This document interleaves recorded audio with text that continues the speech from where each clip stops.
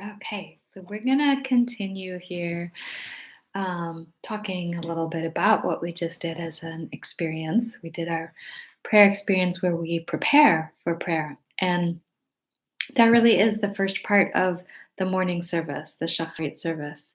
We have three services during the day, during the times of the day. We have a morning service, an afternoon service, and an evening service. And the morning service is the most complete. It's called Shacharit. And so you look in any table of contents in a Siddur, and it might say Shacharit, Mincha, and Mariv.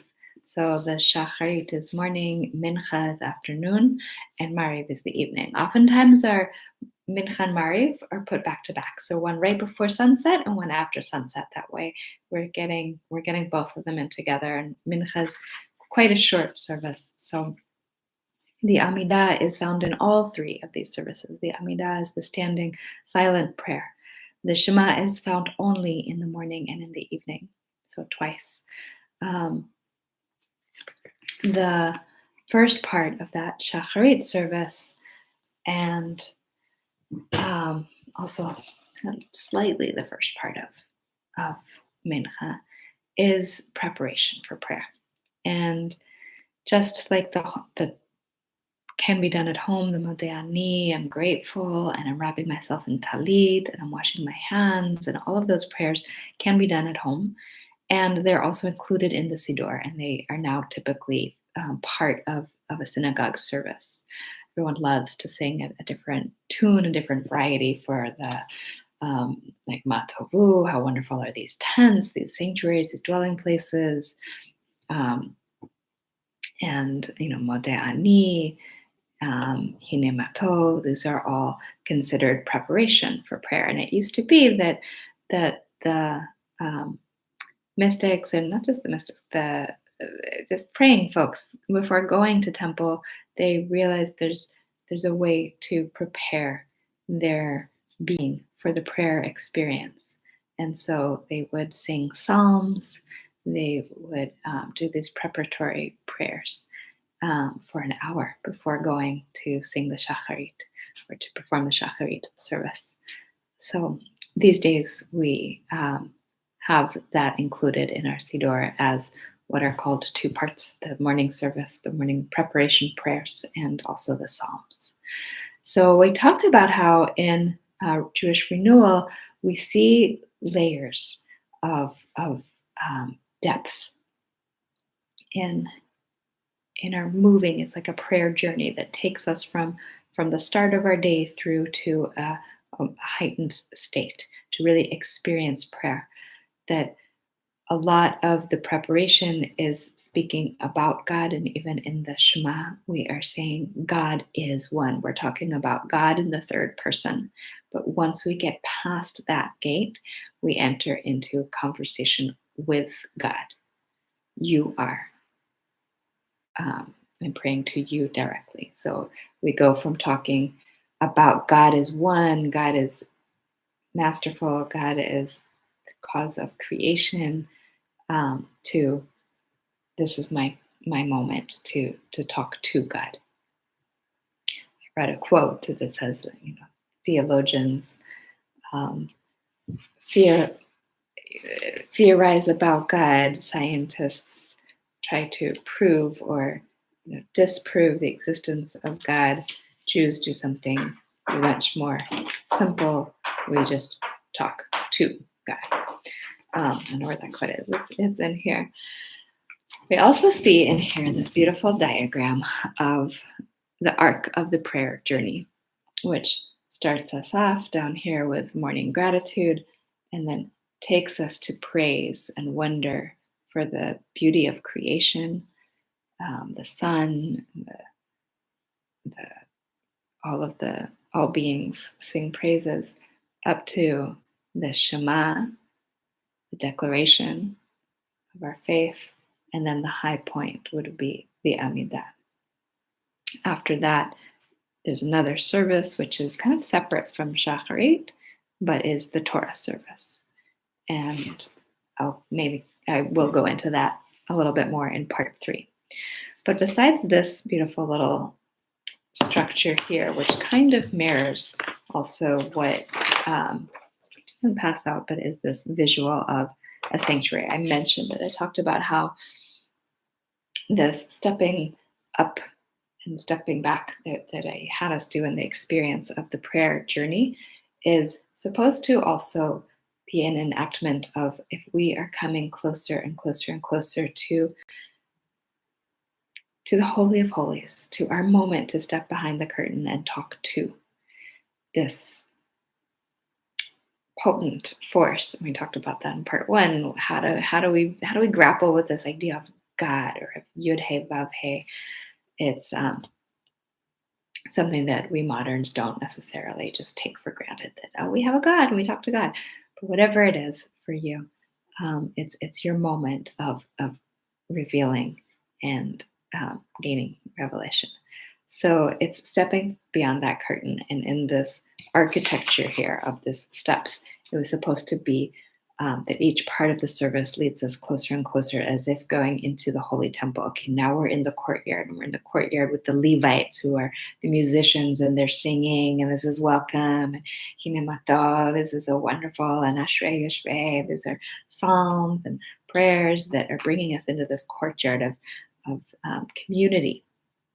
And from the courtyard of community, then we hear the trumpets that say, this is our moment to declare as a people, Shema Yisrael, our God is one, and we have this faith, and we will love, and we will do, and we remember our history and our past, and we go further and further in through those courtyard gates and into behind the parocha, behind the curtain, to then be in our standing silent prayer, in our Amidah. So we see that all of this is building towards that standing silent prayer, and that is really where our words can both be spontaneous and scripted at the same time, and woven together in that one-on-one encounter with our focus, our gaze, our heart wide open, our souls bare. So the structure there I mentioned, or I showed, there's not very many renewals sidors. Chochmat Halev, our previous rabbis, made a beautiful, stunning folder with prayers that is the Chochmat Halev Sidor. But as far as a printed Sidor, one that is more common to be able to find online or wherever, is the Ivdu et Adonai b'simcha, to serve and worship God with joy, with love. And it is by David. Oops, his name is not here. David Zaslow. David Zaslow. I'll put this in that handout. And I'm sure here David Zaslow talks about, and I have also handouts that I gave us last time, also from Jewish Renewal, but from the Marsha Prager, Mrs. Solomon's descendant, these worlds, these levels here, from Yud to He to Vav to He. Actually, we go up. We started He. This is God's name. We get the letter Yud, the letter He, the letter Vav, and another letter He. So we start here at this base level He, which is a level of the body and the wonders of opening our eyes in the morning and realizing that we're alive and we have a soul and we have breath, and we wash our hands and we go to the bathroom and we put on clothes. And these are all of the preparatory songs that are also commonly like bringing us into that common courtyard experience. But then really the connected, like, okay, we go in through the courtyard into the temple, and we're at the level of Vav, which is emotions, and might be such joy to be at this day, and we've gotten to this place in the synagogue, and so we're at the level of feeling and emoting and connecting to our emotions and connecting to our heart. From there, we're invited, hey, come on in. This is the Baruch Hu. We're standing, and we are then reciting the Shema. And I want to share from another teaching about the Shema, which we gather the cords of our tzitzit if we put on our prayer shawl, and we gather it up, bring it into our heart, cover our eyes, and that world of creation that we just experienced through the He and through the Vav, through the physical body and through the emotional body.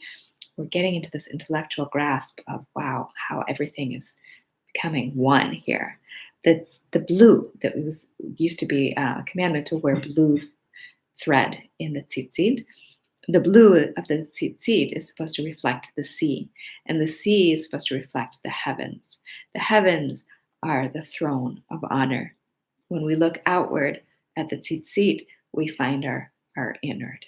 So just as the sea reflects the sky reflects our devotion to an eternal one, an eternal faith, an eternal creator. So outside mirrors inside, above, below. So we get to this place of expansion of our mind and our consciousness and our awareness, and that brings us into the upper hay, where we say, declare our Shema and Ve'ahavta michamocha, and then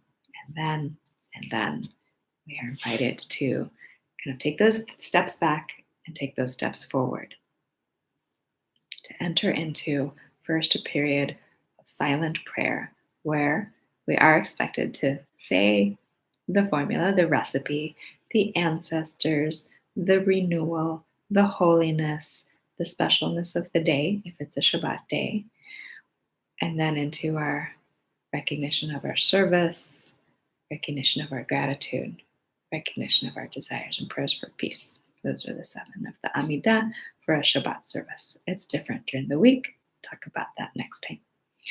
So those are ways to experience the 4 levels. And sometimes that Yud He Vav He is drawn in a diagram that looks like the body. So we can think about we're connecting parts of our body and connecting, mind, body, intellect, and emotions.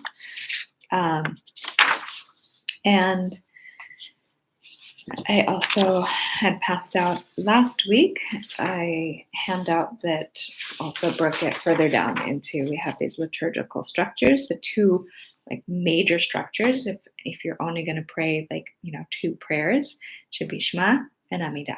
Right? That's those 2 upper levels for the Hey and the Yud. So we're getting into the Shema and her blessings. The Shema has various blessings around her, and the Amidah, the standing prayer. Other parts of the prayer service are the Birkat HaShachar, the morning blessings, Pesukei V'Zimra, Torah service, sometimes Hallel. So those are all listed in the handout. So you have these 3 handouts. If you don't have them or didn't get them, you can ask me to send them again. And what we will do next week is look a little bit more in depth. So we're kind of zooming in. We have this experience. Now we can look in depth a little bit more at the Shema and the Amidah, those 2, since they're the essential, and also how we can connect to it when we want to abbreviate. We only want to maybe say one line.